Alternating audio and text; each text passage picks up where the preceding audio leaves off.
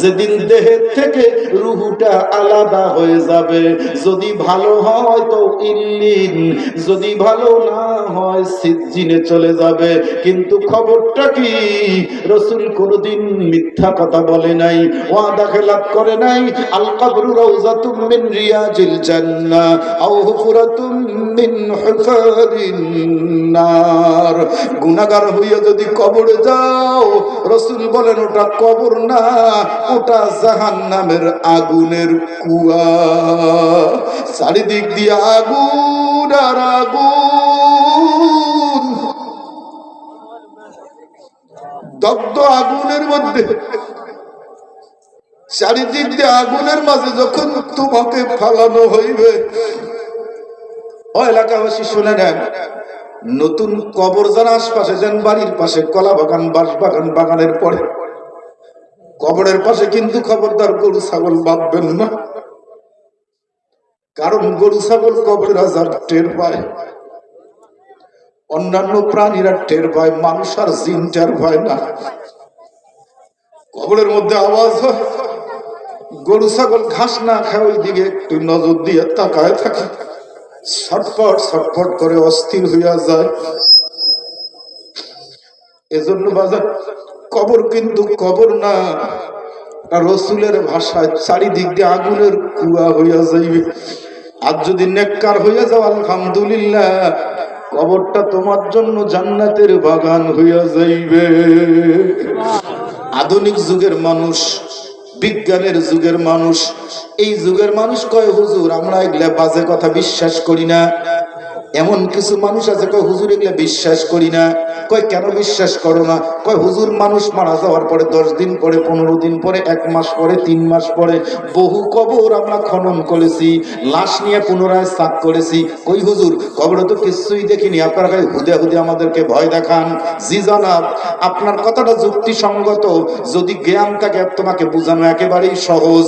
তুমি যদি মনে করো কবরটা সাধারণ জিনিসটা, কিচ্ছু না, কিচ্ছু হয়ও না, এমন ধারণা যদি তোমার হয়, বস্তুবাদী মানুষ যদি তুমি হও, বস্তু দিয়েই তোমাকে একটু বাস্তব বোঝানো যাবে।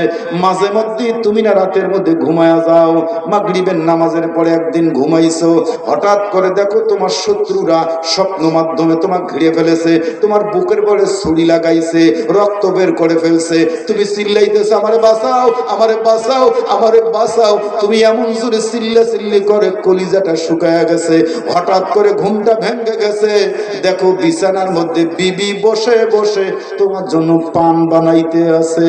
ডাক দাও, বিবি রে, আমি যে এত চিল্লাইলাম তুমি কি শোনো নাই? ও বিবি, আমার শরীর থেকে রক্ত ঝরঝর করে পড়লো, তুমি কি দেখো নাই? বিবি হাসবে, মুস্কি মুস্কি হাসবে আর বলবে, ওগো তুমি কি পাগল হয়ে গেছো নাকি?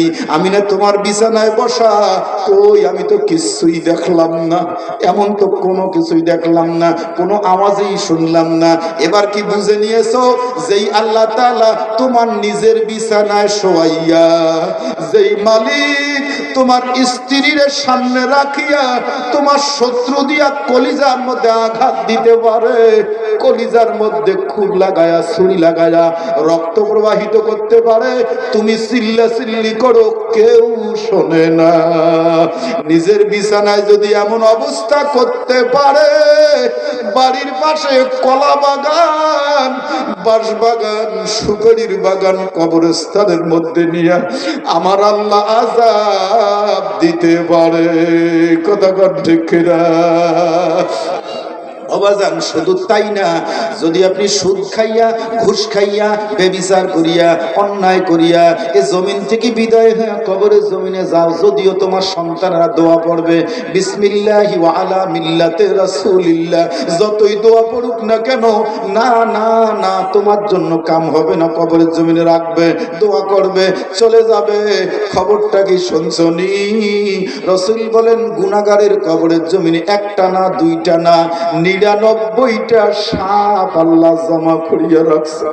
সাপের বর্ণনা দিতে গিয়া আল্লাহ রাসূল বলেন, লাউ নাফাকা ফি লা আমবাতাতু খাজুয়া ওই সাপ যদি দুনিয়ায় একবার ফু দিত, লাউ নাফাকা ফিহি, যদি উহাতে ফু মেরে দিত, তার মানে দুনিয়াতে যদি একবার ওই সাপ নিঃশ্বাস নিত, লা আম্বাতাত খেজুয়া, কোনো গাছপালা জন্মিত না, যেগুলা জন্মিছে বিষের কারণে মারা যাইত।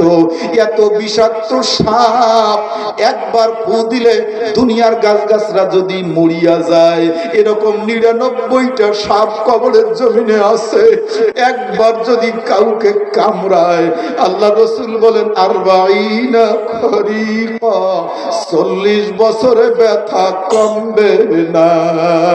একটা কামড়াইলে 40 বছর, 99টা যদি কামড়ায় কি অবস্থা হবে?